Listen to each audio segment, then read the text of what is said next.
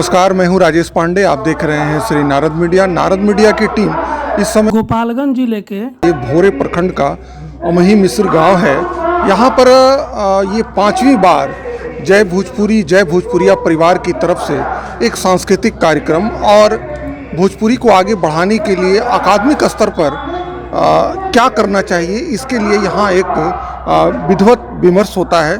आप हमारे साथ हैं सतीश कुमार त्रिपाठी सर, आप इसके अध्यक्ष हैं, और हमारे साथ सुभाष पांडे सर हैं, आप इसके उपाध्यक्ष हैं। पहले हम अध्यक्ष जी से बात करेंगे। अध्यक्ष जी, इस तरह का विचार कि अपनी भोजपुरी, अपनी बोली बानी को आगे बढ़ाया जाए, ये आपके मन में क्यों आया और कैसे आया? सबसे पहले तो जय भोजपुरी जय भोजपुरिया। हमनी के जवार के अंजन जी रहनी, राधा मोहन चौबे अंजन जी, जौन हमनी के माटी के जुड़ल रहनी, आ बहुत बड़ा महाकवि के वहाँ का उपाधि दिहल बा। वहाँ से हमनी का जौन बातों सीख मिलल, हमनी का चाहनी जाई है जे भोजपुरी जौन लुप्त होता, जौन लोग बोलत नहीं है, तो हमनी का काहे ना भोजपुरी के आगे बढ़ावल जा। एकरा खतरा हमनी का भोजपुरी में लागल बनी जा। और का बा जी, जैसे हमनी का 5वां महोत्सव कराओ तनी जा, एकरा से पहले हमनी का मान लीजिए कोनो भी समस्या होखे, केहू गरीब के समस्या होखे, कोनो देश पर विपत्ति होखे, उसमें हमनी का हेल्प करी ले जाए जितना हो सके। महोत्सव में जैसे मान लीजिए अभी कवि सम्मेलन रुआ देखनी है, एमे सब जो कवि दूर दूर से आए रहा, सब लोग भोजपुरी बोलता। रात के गीत गौनई भी होई, साफ सुथरा गीत गौनई होई, जौन में कोनो अश्लील गायक ना रही है, कोनो अश्लीलता पर बात ना होई। हमनी का यह चाहता नहीं जाए जौन बुराई बा ओकरा से कोनो मार झगड़ा कुछ नहीं है। हमनी का इतना अच्छाई करी जा, इतना अच्छाई करी जा जो बुराई के हमनी का नीचे कर दी जा। बस ये हमनी का मकसद बा। जैसा हम यहाँ सब कुछ से जननी है, रउआ उद्योगपति हैं और रउआ बाहर उद्योग लगौले बानी, काम करता नहीं, तो उद्योग से ये भोजपुरी बोली बानी के आगे बढ़ावे में कोनो तारतम्य नहीं है। कैसे मतलब इतना कैसे ज़्यादा प्रेरणा मिलल कि अपना बोली बानी, अपना माटी के जोन चीज़ बावे एकरा के ये स्तर तक उभार के लिया हो जाओ? काहे कि बहुत बड़ संगठन भी ये तरीका के कार्यक्रम ना कर पावे। बहुत बढ़िया बात रुआ कहनी है, जे उद्योगपति का भोजपुरी भाषी नहीं क्या हो सकत का। तो मान ली जो हम भोजपुरी भाषी बानी, हम यही माटी से पैदा भइल बानी, तो केहू उद्योगपति हो जा बा कुछ हो जा, ओकरा अपना माटी से लगाव रखे के चाही। माटी के जे भूल जा, जे अपना जमीन के भूल जा, वो चाहे उद्योगपति होके चाहे कोनो भी आदमी होके, ओके हमारा ख्याल से कोनो अस्तित्व नहीं है। कैसे यही माटी से हमने का जुड़ल बन जा, यही से हमारा ये माटी से, भोजपुरी से, ये धरती से हमरा प्यार बा। उपाध्यक्ष जी, अध्यक्ष जी ने बड़ा बढ़िया बात बोला कि हमको अपनी माटी से प्यार है, प्रेम है, इसलिए हम लोग इस तरह। रउआ हमरा के ही बताई कि ये तरीका के कार्यक्रम करे में का परेशानी आवेला, किंग आई हो जाला, लेकिन हो जाला काहे कि 5वां बार कार्यक्रम होता है। एक तरह से देखी तो परेशानी कोनो नहीं आवेला, कोनो परेशानी ना आवेला कि इतना बड़हन जय भोजपुरिया संगठन भइल बा, तो में परेशानी का होए के बा। बच्चा एजू हर काम करे के तैयार बने, जाजिम बिछाओ के तैयार बने, झाड़ू लगाओ के तैयार बने, रो के भोजन कराओ के तैयार बने, पानी पियाओ के तैयार बने, तो परेशानी कौना बात के बा। हमनी के खाली इतने करे के भाई के आई जे आई ओकरा के इज्जत से बैठाई, खियाई पियाई, जे जौना लायक बा मान सम्मान दी, कोनो परेशानी ना होला। बहुत ज़्यादा कार्यकर्ता बने जय भोजपुरिया में, कहीं कोनो परेशानी नहीं है। अच्छा, एकर शुरुआत कैसे कैनी? मतलब जैसे हमरा पता लगल है कि रउआ 2016-17 से एकर शुरुआत 2017 में जय भोजपुरिया बनल।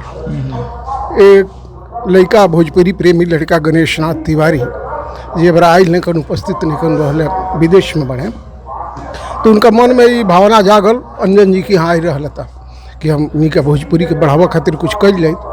तो हमनी का एगो व्हाट्सएप ग्रुप बनल। वो व्हाट्सएप ग्रुप में जब त्रिपाठी जी ओके अध्यक्ष हमनी के लगनी जब कहे शुरुए से, तो कहनी जगह रजिस्टर्ड करा दिहल जा, तो ट्रस्ट बन गई। जय भोजपुरी ट्रस्ट है।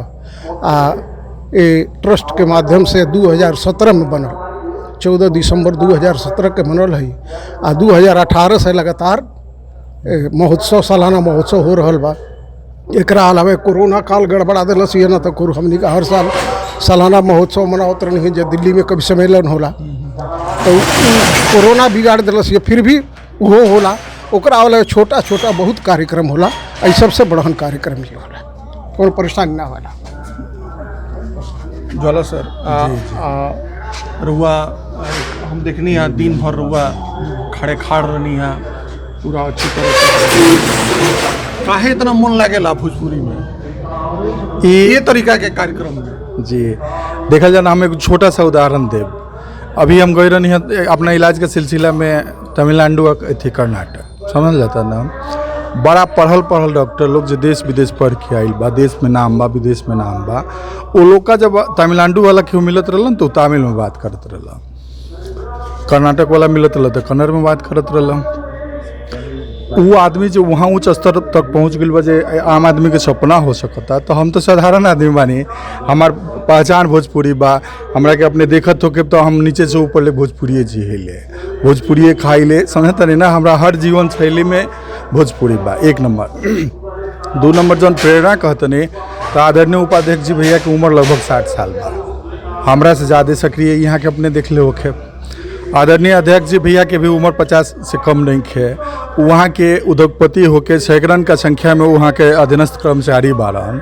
वहाँ का दौरी जाजिम बिछौला से लेके झाड़ू लगावत तक, साफ सफाई से लेके सम्मान कल तक में अपने हर जगह आगे देखत हो। तो ये प्रेरणा स्रोत बानी है सबे, हमने लागल बानी सा सपना बाकी साफ सुथरा जौन सोनहुला स्वरूप बा हमने का भोजपुरी के उस सबे का सामने आवो। हमरा लागत है कि जैसे 5 साल में हमने बहुत धीरे धीरे ही सही लेकिन दूर तक सफ़र करने छा, तो अगर कोरोना ना आई रही तो और आगे तक गई रही। तो सब भोजपुरी के लेके मन में का विचार आवे लागी के मतलब एक विकास की ना हो कि हम अपना आँखी से भोजपुरी के कैसे देखे के चाहता नहीं, कैसन देखे के? जी हम ये देखे के हर जगह भोजपुरी देखे के चाहते हैं। वो चाहे देश के उछला सदन होके, मैंने राज्यसभा लोकसभा होके, ओहू जहाँ हमारे सांसद बोले तो भोजपुरी में बोले, तो तबे संभव है जब भोजपुरी का 8वीं अनुसूची में मान्यता मिली। या हम ओहू जा देखे के चाहते हैं कि एगो जिला के मालिक, जिलाधीश जो होला कलेक्टर का कुर्सी पर केहू बैठल भोजपुरी में बोले, ओकरा लिखे पढ़े के अथॉरिटी होके गवर्नमेंट के तरफ से। हम वो स्वरूप में भोजपुरी के देखे के चाहते नहीं। हम वो स्वरूप में भोजपुरी के देखते नहीं कि अभी जैसे यूपी या एमपी में शुरू भइल कि हिंदी में पर्ची लिखाता, हम वो स्वरूप में अपना भोजपुरी के देखे के चाहते नहीं कि अगर हमरा एगो अथी गोटी के जरूरत पड़ल, हमार तबीयत खराब भइल तो केहू डॉक्टर भोजपुरी में हमरा दवाई के नाम लिखलस, ओ दिन हम समझेब कि हमार सपना साकार भइल, हमार भोजपुरी अपना सोनहुला स्वरूप के प्राप्त कैलस।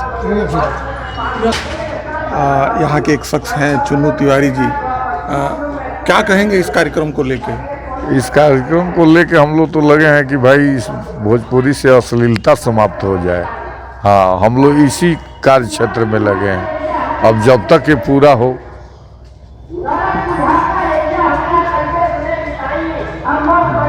कि कितनी भावनात्मक लगाव है अपनी बोली बानी से, और कहते हैं कि भाषा गई तो संस्कृति गई और संस्कृति गई तो सब कुछ गया। तो ऐसे लोग अपनी अगली पीढ़ी को अपनी बोली बानी में सुरक्षित रखना चाहते हैं। और इन लोगों का ये कहना भी है कि हमारी जो बोली बानी है वो सभी भाषाओं से अच्छी है। और ज्वाला सिंह ने बहुत एक अच्छी बात कही है कि उच्च सदन से लेके एक पढ़ा लिखा व्यक्ति, डॉक्टर हो, वकील हो, जज हो, जब अपनी बोली बानी में बोलेगा, लिखेगा, पढ़ेगा तो हमारा ये समाज आगे बढ़ेगा। मैं राजेश पांडे, श्री नारद मीडिया के लिए अमही मिसिर गांव से। हमारे साथ भोजपुरी के लब्ध ख्याति विद्वान जयकांत सर हैं। जयकांत सर, इस प्रकार के समारोह से, सम्मेलन से भोजपुरी का कितना भला होगा? भोजपुरी आंदोलन के बहुत ऊर्जा दे रहा बा, प्राण दे रहा बा। गाँवा गाँव सब आयोजन होके तो भोजपुरी के बारे में, ओकरा भाषा, समाज, संस्कृति के बारे में लोग का परिचय हो। भोजपुरी आज कौना ऊंचाई पर गई बा, ये बात समाज से सरकार तक पहुँची। सड़क से संसद तक बात पहुँची कि जौन एकरा 8वीं अनुसूची के लड़ाई हमने लड़ रहा बनी ओकरा बहुत ताकत मिली, बल मिली। ई हर जगह होके के जाए जय भोजपुरी जय भोजपुरिया के जौन आयोजन बा ई अखिल भारतीय स्तर के आयोजन बा। एकरा में सबका सहयोग से हमनी आगे बढ़ब आ बहुत आगे लड़ाई जाई। अकादमिक रूप से भोजपुरी के लिए क्या करना चाहिए? अकादमिक रूप से भोजपुरी के हर विधा पर काम होके के चाहिए।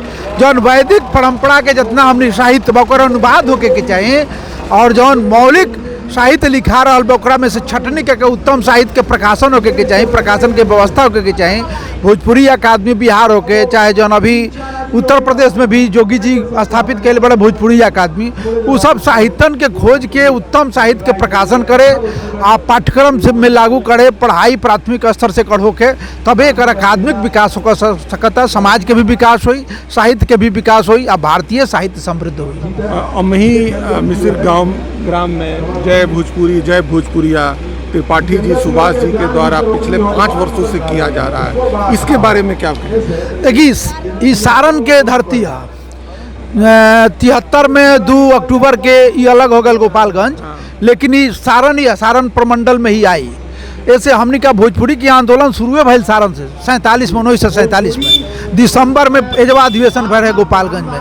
जय भोजपुरी जय भोजपुरिया वही कड़ी में एगो लड़ी बा आई, वो लड़ी के कड़ी का रूप में काम कर रहा बा। जमीन से लोग के कला जिस रात की आज लोक गायन के कार्यक्रम हुई, एक से एक स्तरीय गायक लोग गाई। लोग जो कहला कि भोजपुरी में अश्लीलता बा, ऐसा बात नहीं कि कुछ बाजारवाद के प्रभाव बा जना के वजह से कुछ वो तरह के लोग गीत गा रहा बा। लेकिन आज ये मंच से रउरा सुनब तो पता चली कि भोजपुरी में कितना स्तरीय माने आज भी कबीर के परंपरा में, भिखारी ठाकुर के परंपरा में, मास्टर अजीज के परंपरा में, महेंद्र मिश्र के परंपरा में, राधा मोहन चौबे अंजन के परंपरा में, सोमनाथ ओझा सुमेश के परंपरा में, सुभाष जी के परंपरा में गीत गायन हो रहा बा, लिखा रहा बा, गवा रहा बा। ये बहुत समृद्ध साहित्य बा, एकरा के आगे ले के चाहिए तबे हमनी बता पाए कि भोजपुरी कितना समृद्ध बा। सर आपने नारद मीडिया से बात की, इसके लिए बहुत बहुत अरे बहुत बहुत धन्यवाद। भोजपुरी के विकास में सभे लागो।